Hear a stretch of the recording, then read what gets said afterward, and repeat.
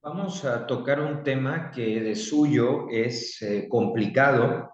Nunca es fácil poderlo abordar sin caer en el error de reduccionismos o de cuestiones que pudieran llegar incluso a sonar anacrónicas, ¿no? Sin embargo, confío que la manera como lo he estructurado pueda transmitir de una forma clara lo que quiero decir. El título es Iglesia, Poder y Grandes Ciudades, leído a la luz de la llegada del apóstol Pedro a la capital del Imperio Romano. Es decir, lo vamos a ver desde una perspectiva que responda a la pregunta sobre si se justifica o no la presencia de la Iglesia Católica, de nuestra Iglesia, en las grandes ciudades y cómo puede ser o cómo debe ser, para no traicionar su identidad, la relación que en el momento presente puede llegar a tener con lo que nosotros identificamos con la palabra poder. Entonces, vamos a tocar estas cuestiones que, como ya dije, son difíciles, pero que lejos de acabar en una discusión acalorada, como alguna vez nos ha pasado a muchos de nosotros, pues debe ser más bien una oportunidad, es decir, no porque el tema sea difícil, lo vamos a dejar de tocar. Entonces, hoy vamos a hablar acerca de la iglesia y de la relación que, de acuerdo a su identidad, y desde la lectura de la última etapa de la vida del apóstol Pedro, del primer papa, podemos ir entendiendo, desmenuzando y comprendiendo mejor de cara a la realidad actual. Así que vamos a comenzar. Como de costumbre, vamos a partir de un índice, tenemos la introducción, de ahí profundizar pues en estas realidades, iglesia, poder y grandes ciudades.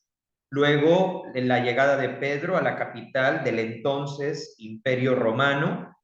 Posteriormente, la fe en los contextos cosmopolitas y por último, las conclusiones, o sea, después de este análisis, de este repaso, de este clarificar cuestiones para aprender del pasado, para también trabajar mejor el presente, pues lógicamente será nuestro punto de llegada, que en cualquier exposición recibe el nombre de conclusiones. Primero me voy a tratar de explicar de dónde viene este tema que está presente en el mundo católico, que a veces de forma indirecta, pero no desaparece de los capítulos generales, de los sínodos, de las decisiones mínimas. Es una cuestión que está y que no siempre ha sido abordada con la hermenéutica adecuada, como veremos más adelante. Sí, con buena intención, pero no necesariamente con la hermenéutica adecuada. Así que primero voy a poner las bases, el contexto. Bien, de entrada decir que la Iglesia Católica, a la que pertenecemos muchos de nosotros, en su sentido fundamental, y me parece que esa es la definición que debe prevalecer, porque es la que viene del propio Jesús, puede definir, o mejor dicho, de la intención de Jesús a la hora de fundar su iglesia, puede definirse como una comunidad de bautizados, una comunidad de bautizadas presentes en prácticamente todo el mundo, porque la palabra católico significa universal. Somos una iglesia cristiana y católica, las dos cosas, no solo una. Cristiana porque seguimos lo que Jesús nos planteó como programa de vida y que se inicia a través del bautismo, pero católica porque está presente en prácticamente todas las culturas. Es verdad que aún quedan algunas zonas geográficas un tanto cuanto alejadas donde pues los misioneros y las misioneras van planteando esta opción, pero a 2023 pues realmente la presencia a nivel internacional es bastante significativa. Entonces, de entrada, yo aquí no hablo propiamente de una institución o de una estructura, aunque lo es, sino de su base y fundamento, porque todas las decisiones que se tomen, las institucionales, las líneas pastorales y también las cuestiones administrativas, nunca deben tomarse fuera de esta concepción, comunidad de bautizados, porque eso es el sentido fundante de la iglesia. Si perdemos de vista esto, pues obviamente la vamos a terminar reduciendo a una mera organización cuando es mucho más que eso. Bien, entonces estamos de acuerdo que es una comunidad de personas que hemos recibido el bautismo, que hemos descubierto en los planteamientos que Jesús dejó registrados en el Evangelio nuestro programa de vida, y que diferentes edades, distintos idiomas, culturas, profesiones, historias, estamos presentes en todo el mundo. Eso es lo fundamental. Y la mirada desde la cual debemos de apreciar todos los otros horizontes o rasgos de esta comunidad. Ahora bien, siendo millones de personas, y a mí la verdad es que me gusta mucho la definición que de este punto hizo el Papa Pablo VI, incluso se conserva el video donde lo explica en italiano, yo lo he escuchado en el original y es la mejor explicación que al día de hoy yo he encontrado acerca de cómo esta comunidad de bautizados, que se cuenta en millones, precisamente por la cantidad de miembros y para no perder la identidad, sí que necesita de una organización. Lo que voy a decir ahorita corresponde a la idea del Papa Pablo VI, que para mí, por sus discursos y por los documentos y la forma que tenía de redactar, es alguien que nos preparó para el futuro y que pues es fuente obligada de consulta. Bien, ya nos quedó claro que somos una comunidad de bautizados, esa es la esencia, eso es lo que no puede faltar. Ya nos quedó claro que hay un sentido espiritual, un sentido trascendente, una escala de valores, pero lógicamente esa presencia en millones de personas se tiene que ordenar, se tiene que organizar, porque de otra manera, pues terminaríamos enseñando lo que cada uno piensa.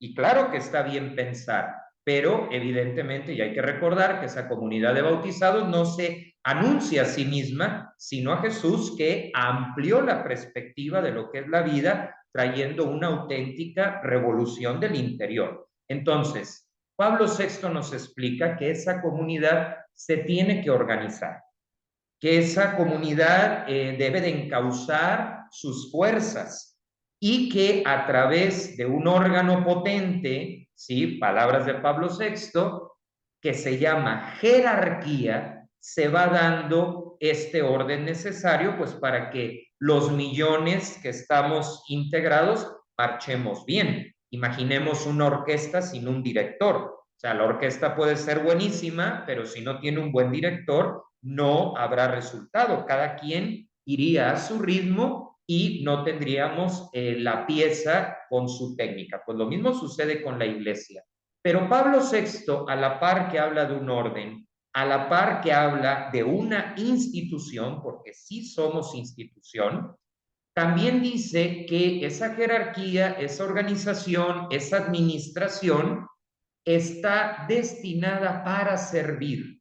Y esto es el segundo elemento, o sea, porque a veces hay ciertos sectores que ven imposible estar organizados y servir, que ven imposible estar organizados y ayudar a quien menos tiene. Y la realidad es que se requieren las dos cosas para que esto funcione. Entonces, Pablo VI sí habla de una organización potente, es decir, con fuerza, pero con un objetivo que encaja con ese sentido de comunidad de bautizados, que es el servicio. Él aclara que la jerarquía no está para servirse a sí misma, sino para servir a los creyentes y, por supuesto, en lo que sea posible, al bien común, a la humanidad en general. Ahora, este servicio, pues volvemos a lo mismo, requiere de instituciones, requiere de bienes muebles e inmuebles, porque ni modo que todo lo hagamos en la calle, pues tiene que haber templos, tiene que haber capillas, tienen que existir hospitales, colegios, formas de organización. Esa es la perspectiva del Papa Pablo VI, una comunidad organizada, una comunidad que tiene una jerarquía, pero bajo la regla siempre presente de servir, de aportar y no de corromperla. Frente a esta idea, incluso entre ciertos sectores de compañeros católicos, pues hay personas que están a favor y personas que están en contra. Las que están en contra llegan incluso al extremo de pedir el desmantelamiento de la estructura. Por supuesto que en este video, y siendo yo el que lo explica, pues bueno, yo soy de las personas que está a favor de la visión del Papa Pablo VI. O sea, yo estoy a favor de que sigamos teniendo una organización, yo estoy a favor de la necesidad de la existencia del Vaticano, yo estoy a favor de la necesidad de colegios, de parroquias, de hospitales, porque hasta para ayudar se requiere un mínimo de organización. Y quiero aclarar que no es porque tenga una mirada nostálgica del pasado, porque ya me he dado cuenta que cuando los jóvenes valoramos la dimensión institucional, cuando los jóvenes decimos, ¿sabes qué? Generaciones pasadas creyeron que quitando lo institucional las cosas iban a funcionar y salió mal, en vez de que se reconozca ese error de generaciones pasadas, pues es muy fácil decir jóvenes de mirada nostálgica como para invalidar esta valoración o este aporte que estamos haciendo. Claro,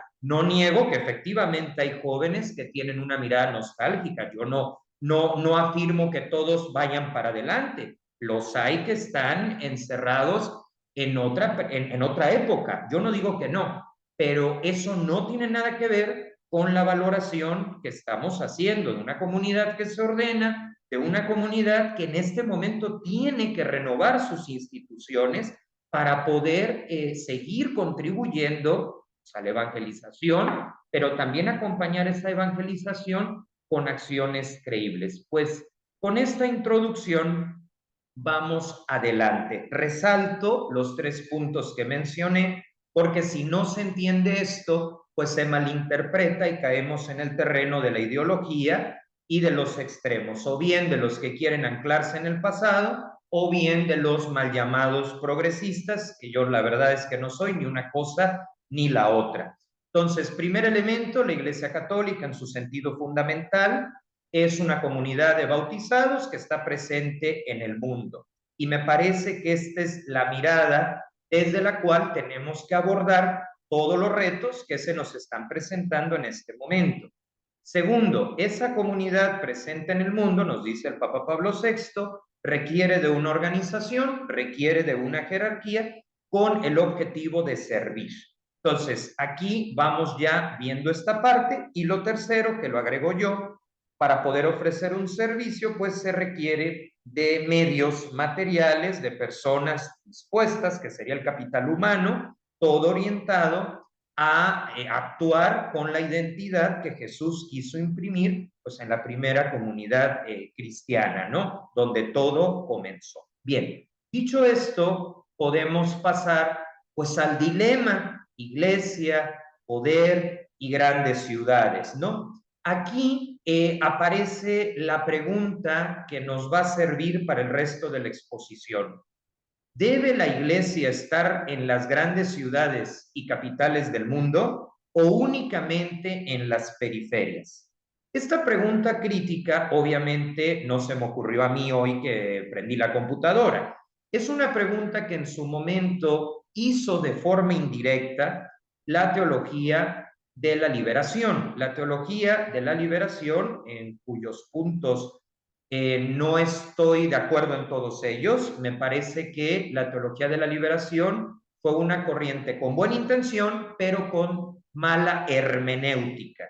¿Sí? Se intentó ayudar, pero la técnica de ayuda no resultó, por lo menos no en la gran mayoría de los casos. Bueno, en la teología de la liberación, que no es objeto de estudio de este video, pues no todo lo que dijo hay que descartarlo. Yo creo que dijo algunas cosas que sí tienen su valor. Por ejemplo, que no solamente debíamos de dar limosna, sino ayudar a transformar las estructuras. Y en eso voy totalmente de acuerdo. ¿Por qué? Porque no basta que las personas pobres sigan siendo pobres, sino que ayudemos a que se liberen de la pobreza material y tengan una mayor calidad de vida. Hasta ahí voy de acuerdo. Ya la hermenéutica que pues los diferentes sectores proponen, bueno, eso es discutible. Pero volvamos al punto. La teología de la liberación planteó estas preguntas, ¿no? Y entonces de pronto pues se empezó a cuestionar el tema de los bienes, se empezó a cuestionar si había que cerrar los colegios en las grandes ciudades para irse a otros sectores menos favorecidos. Y bueno, fue una pregunta sana, pero cuya respuesta fue reduccionista, fue simplista y el resultado pues no el esperado. ¿Por qué? Porque la pobreza no disminuyó, pero se perdieron muchas instituciones en el camino que hacían mucho bien y que, como dije en otro video, fueron sustituidas por otras que no tenían el objetivo católico propiamente de formar, sino una cuestión más utilitaria, ¿sí? Entonces, dejar un vacío no necesariamente contribuye a la justicia, a veces es un tipo de omisión, ¿no? Al grado, y yo lo aprecio muchísimo, que cuando vino este cuestionamiento, el entonces prepósito general de los jesuitas, el padre Kolbenbach, que a mí me parece excelente, pues al padre Kolbenbach también se le presentó esta pregunta en torno a los colegios de la Compañía de Jesús y él dijo, no podemos suprimirlos porque sería una verdadera irresponsabilidad social. Bueno, ¿debe la iglesia estar en las grandes ciudades y capitales del mundo o únicamente en las periferias? Pues a esta pregunta que la teología de la liberación planteó en su momento, yo respondo que sí. Sí debe estar en las grandes ciudades y capitales del mundo. No únicamente, porque también la realidad de periferia, los cinturones, muchas veces los márgenes de las ciudades, donde no llegan los servicios básicos, por supuesto que también son una prioridad. Faltaba más que dijéramos lo contrario. Pero en cuanto hace a la presencia en las ciudades y en las capitales del mundo, la respuesta es en sentido afirmativo. Sí es necesario que la iglesia esté en estos contextos, que no renuncie a estos contextos. ¿Pero por qué? ¿Por una cuestión de imagen, por una cuestión de poder? Por supuesto que no, sino por lo siguiente.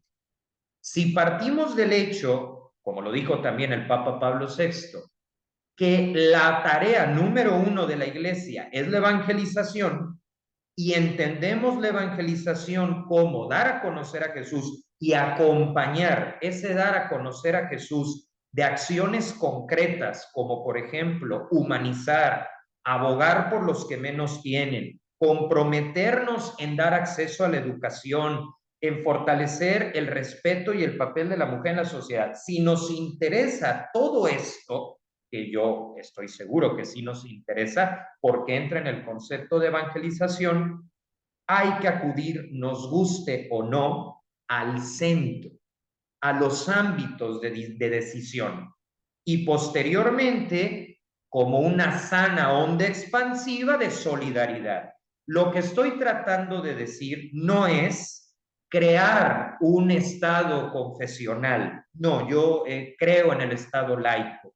Lo que estoy diciendo no es que el obispo asuma funciones propias de un ayuntamiento. Eso sí que es anacrónico, eso sí que sería una mirada nostálgica. No, a lo que yo voy es a que si queremos humanizar, pues no podemos desconectarnos de las grandes ciudades donde se toman las decisiones.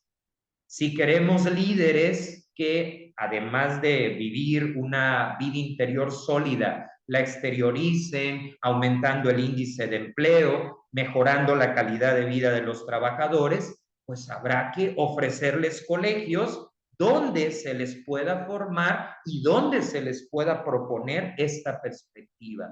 ¿Por qué los fundadores, muchos de ellos santos, abrieron colegios en las grandes ciudades? ¿Por qué, por ejemplo, Santo Domingo de Guzmán manda a los primeros frailes a las universidades que recientemente se habían abierto? Pues porque eran fundadores con sentido común que sabían que para poder llegar a los que menos tienen, a las periferias, no se podía evadir el mundo de las capitales, no se podía suprimir la presencia en estos lugares donde, pues estadísticamente, surgen los dirigentes, surgen los líderes que el documento de Aparecida menciona, los dirigentes. Si queremos dirigentes que realmente ayuden a la justicia social, hay que formarlos. Y aunque pueden venir de la periferia, por supuesto que sí, estadísticamente vienen de las grandes ciudades también, en cuanto a número. Entonces, claro que hay que estar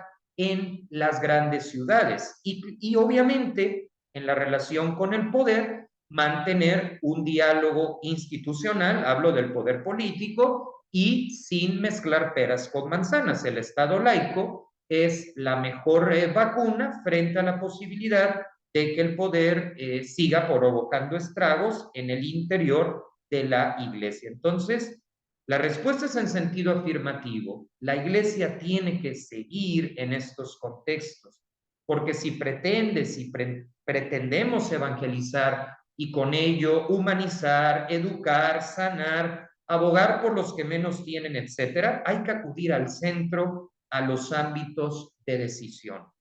Que entre todas las voces de una sociedad diversa y democrática como la nuestra, también esté presente la de la iglesia. Y si no tenemos universidades, si no tenemos foros, pues nuestra voz no va a ser escuchada.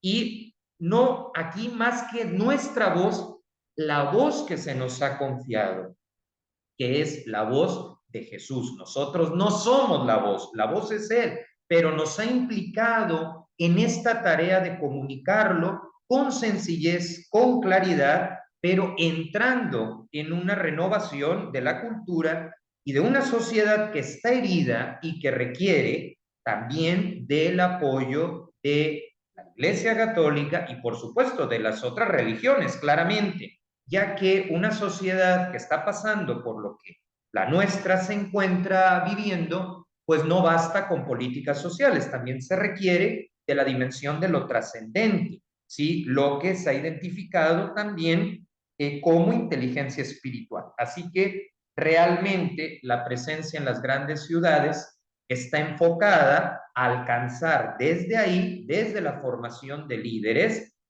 la posibilidad de que tengamos empresarios, empresarias con una visión incluyente de los que menos tienen y con puentes de transformación. Y es que esto no es teoría.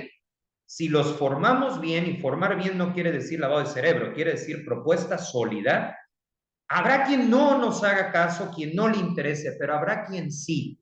Y esa porción que se anime, esa porción que se sume al andamiaje que la doctrina social de la Iglesia ha ido desarrollando con el paso del tiempo y desde un enfoque interdisciplinar, marcará la diferencia.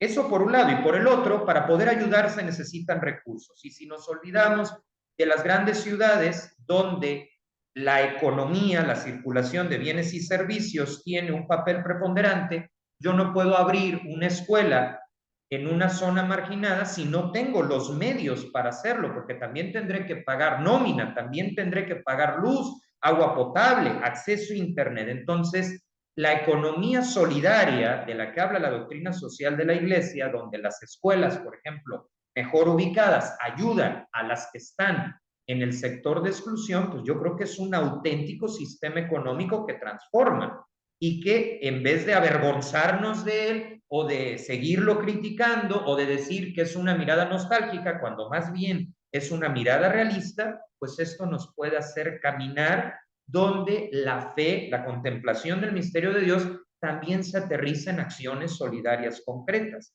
Pero vuelvo a lo mismo, hasta para ayudar hay que tener un plan, hasta para ayudar hay que tener perspectiva, para ayudar hay que sumar esfuerzos. La Madre Teresa de Calcuta, que hizo tanto para ayudar a los pobres de entre los pobres, nunca se negó a dialogar con alguna figura de las grandes ciudades que de forma legítima y de forma ética quisiera dar algún apoyo. Ella no se cerró y muchas veces tenemos figuras muy famosas que la trataron, encontraron en ella una respuesta, encontraron en ella una manera de seguir a Dios y de comprometerse con los más pobres. La Madre Teresa de Calcuta, cuando tenía reuniones en ciudades de renombre, lo hacía muy consciente para poner en el foco de atención primero a la fe, a Jesús, porque siempre nos hará falta estar en contacto con Él. Y como consecuencia, pues que eso se expresara en obras y pues en tantas personas afectadas por el hacer incalculable de problemas a los que la Madre Teresa y sus primeras misioneras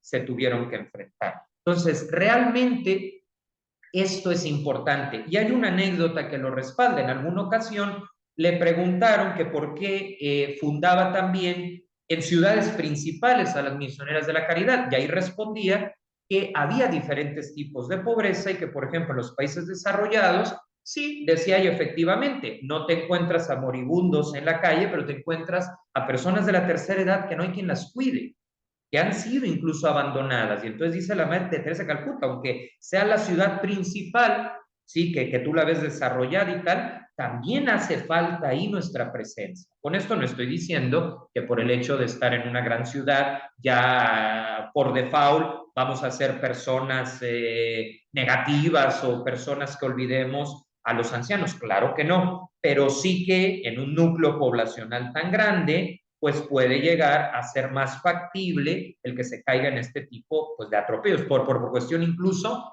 de estadística. Así que creo que si ella, que hizo tanto por los pobres, lo tenía claro, pues nosotros en este momento de nuestra historia tenemos que clarificarlo y superar de una vez por todas ese discurso de que o estamos en un lado o estamos en el otro cuando nos toca ambos, porque la fe hay que comunicarla a todos. Lo que sí necesitamos ir entendiendo el contexto de cada lugar para poder hablar desde ese lenguaje y generar las acciones concretas. Bien, aquí entonces vuelvo a lo mismo. No se trata de buscar el poder, o sea, yo no estaría de acuerdo en una estrategia donde el objetivo sea el poder, porque claramente cuando la iglesia a lo largo de su historia lo ha hecho así, pues siempre ha salido mal. Entonces, no se trata de buscar el poder, pero sí de ser relevantes. ¿Relevantes en qué sentido? Relevantes por la coherencia.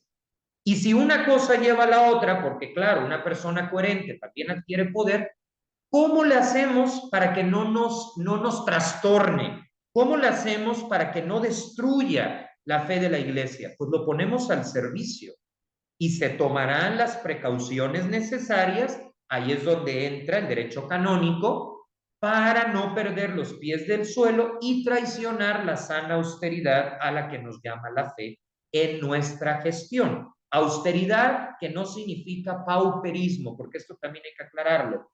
A veces entre los católicos pensamos que si nos desarreglamos la ropa a propósito, somos más coherentes con la pobreza evangélica y eso es falso.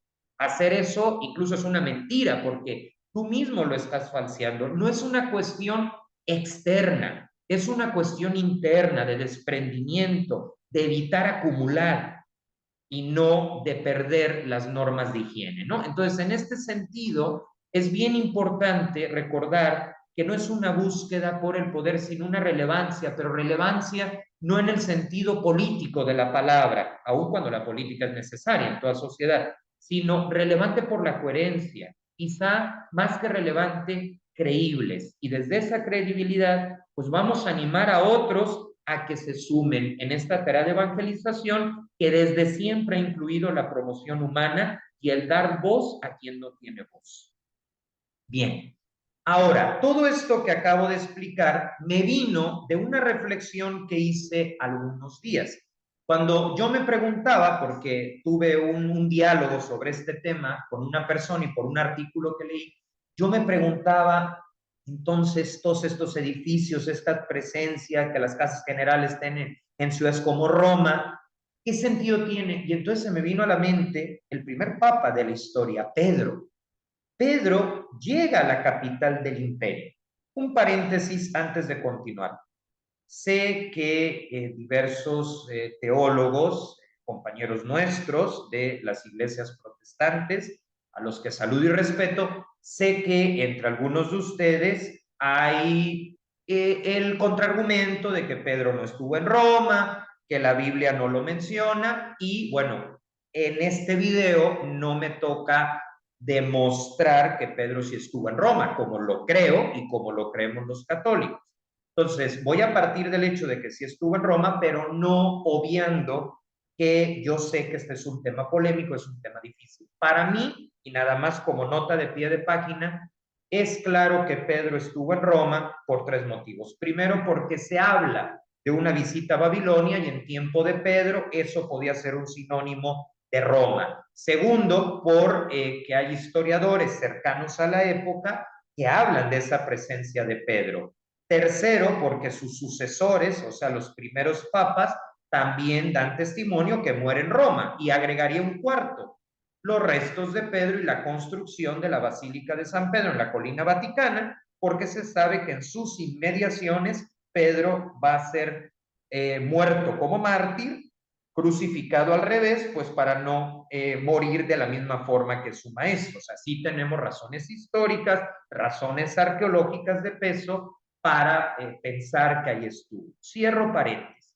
Entonces, les decía, cuando vino esta reflexión de la pregunta que planteaba la teología de la liberación, de si había que irse o no de las grandes ciudades, digo, no es que la teología de la liberación lo dijera de forma textual, pero algunas instituciones así lo entendieron, ¿no?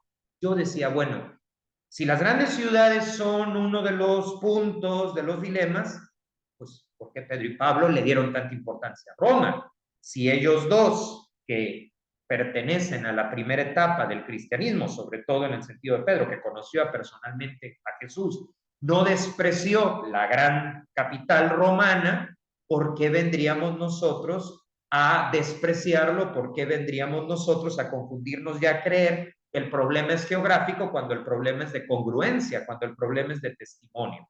Entonces, Pedro, el primer papa, acude a Roma, ¿sí? Y obviamente sabemos por fuentes históricas y además por sentido común de que le dio miedo en una ciudad imperial, en toda regla, la cuna del derecho romano, la sede del emperador. Sin embargo, acude al centro del poder y muere mártir ahí. ¿Por qué Pedro iría al centro del poder? Pues hay dos conclusiones que respaldan lo que estoy diciendo de que debemos de superar la dialéctica de dónde sí y dónde no.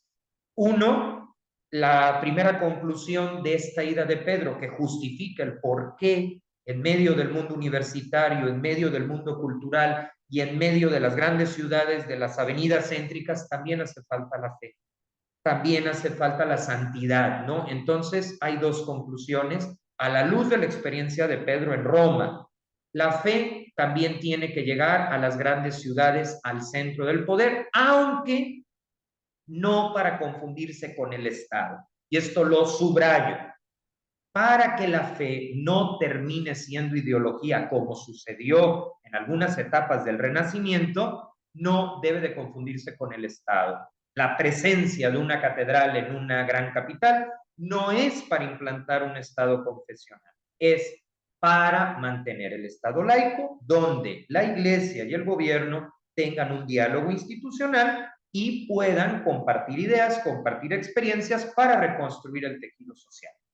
Y la segunda conclusión es que gracias a que Pedro va a Roma, pues el cristianismo llega a ser aceptado tiempo después y entonces se da esa expansión sin precedentes de la que todos los que somos cristianos, incluso los no católicos, que se identifican con otras confesiones religiosas, pues también les benefició la expansión del cristianismo en un hecho sin precedentes. Entonces, Pedro va y no por ir a donde estaba el poder se corrompió, porque incluso da la vida en ese lugar. Pedro va y no se deja amedrentar por la presión en aquel momento del emperador. Pedro va y no deja de ser profético a la hora de plantear la fe.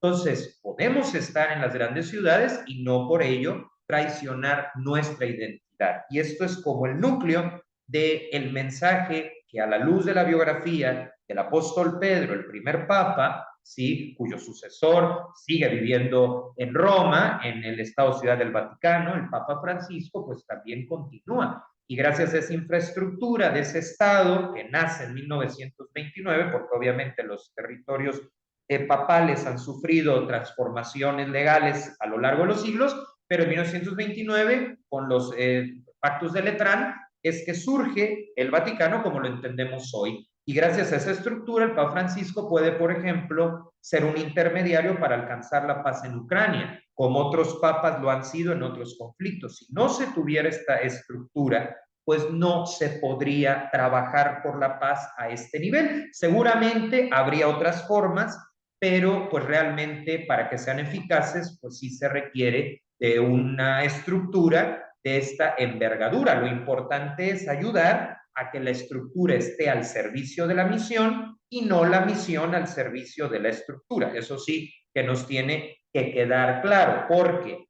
cuando perdemos de vista la misión es donde la iglesia entra en crisis y suceden pues todo tipo de problemas, como la cuestión terrible que desde luego se tiene que seguir erradicando de los abusos. Bueno, pasamos ahora entonces a que si ya nos dimos cuenta que la iglesia tiene una palabra que decir en esas grandes ciudades donde pues está el teatro, las principales universidades, normalmente la sede de los tres poderes, legislativo, ejecutivo y judicial, bueno, pues si ya hemos visto que se justifica esta presencia y que no es por una búsqueda enfermiza del poder, podemos ahora hablar de la fe en los contextos cosmopolitas. Un contexto cosmopolita no necesariamente es una capital en el sentido político o legal de la palabra. Puede ser en cualquier ciudad siempre que en ella se encuentren personas provenientes de distintas culturas. Por ejemplo, en mi país, en México, hay contexto cosmopolita, pienso en nuestra capital y en otras ciudades como Guadalajara, como Monterrey, que tú vas en la calle y de repente escuchas a personas hablando en un idioma distinto del español. Eso es contexto cosmopolita, entre otros elementos, signos que se pueden presentar. Y esto pues sucede en muchas ciudades. Entonces, ¿qué pinta la fe en los contextos cosmopolitas? Pues en primer lugar, la evangelización de la cultura. Es verdad que la cultura está en todas partes, tanto en el centro como en la periferia. Y en ambos casos, mismo nivel de respeto, mismo nivel de valor. Pero cuando resalto a las ciudades es pues porque en ellas se encuentran los museos más grandes y normalmente las oficinas de gobierno dedicadas a la promoción de las bellas artes, ¿no? Entonces, es evangelizar a la cultura. ¿Cómo? Pues ofreciendo las bellas artes de las que la iglesia, en algunos casos es propietaria, en otros es poseedora, pero que ayudan al encuentro con Dios y con el mensaje que tiene que dar, incluso en este momento es secularizado. Luego, formar, aquí hay un elemento de que nuestras universidades no sean de adorno, sino que formen y humanizar las decisiones que estos egresados van a tomar en la esfera política, económica, social, de derechos humanos, que realmente haya la conciencia de dar voz a los que no tienen voz y de tomar decisiones que no se basen en la ideología, en intereses sectoriales, sino que realmente planten cara y de una forma realista, ¿sí? Porque no se trata tampoco de ser ingenuos, pues puedan generar nuevas políticas públicas, ¿no? Y por supuesto, una tercera razón, responder a la pobreza de sentido. No porque veamos una calle bien pavimentada, con buen alumbrado público, quiere decir que no hay pobreza. Puede darse el caso, aquí en México hay una expresión de alguien que vive en una jaula de oro, es decir, que lo tenga todo, pero que experimente una tristeza profunda. Ahí la fe viene también a responder a esa pobreza de sentido. Claro, no vamos a ser sustitutos de la terapia, hay que promoverla en los términos deontológicos y profesionales. Pero es verdad, y eso lo decía la Madre Teresa de Calcuta, que hay varios tipos de pobreza en el contexto cosmopolita, hay pobreza material, pero también por el número de personas y por el número de distracciones, pues puede llegar a trascender a la salud mental, no porque la distracción en sí sea mala, sino porque estás con tantas opciones que se te puede olvidar el silencio interior. Cuando perdemos el silencio interior, por lógica, perdemos al mismo tiempo el sano equilibrio. Entonces, aquí hay tres propuestas: evangelización de la cultura. Muchas veces la fe, a lo mejor tú llegas, lo invitas a misa y te dice que no, pero visita una de nuestras catedrales, una de nuestras basílicas, y el arte le comunica lo que tú no le pudiste comunicar con palabras, y ya de ahí te acepta ir a la misa y conocer otra realidad. Formar y humanizar las decisiones, aquí es la promoción de la doctrina social de la Iglesia en concreto, y responder a la pobreza de sentido, porque la fe puede llegar a donde nadie más llega, y si no estamos presentes, pues va a ser un poco complicado que llegue. Es verdad, alguno me puede decir, pues si tu Dios existe, ¿por qué no lo hace? Lo puede hacer sin nosotros, pero no quiso hacerlo sin nosotros, así de simple.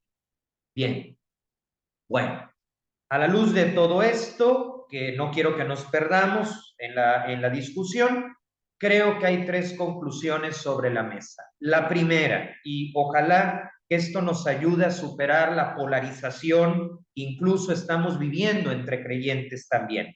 La iglesia tiene que estar en las grandes ciudades y en las periferias. Tiene que haber una distribución estratégica de los bienes y de las personas para que ambos sectores sean atendidos por sacerdotes, religiosos, religiosas y laicos, que somos la mayoría en la iglesia y que vamos demostrando que se puede compartir la misión con nosotros.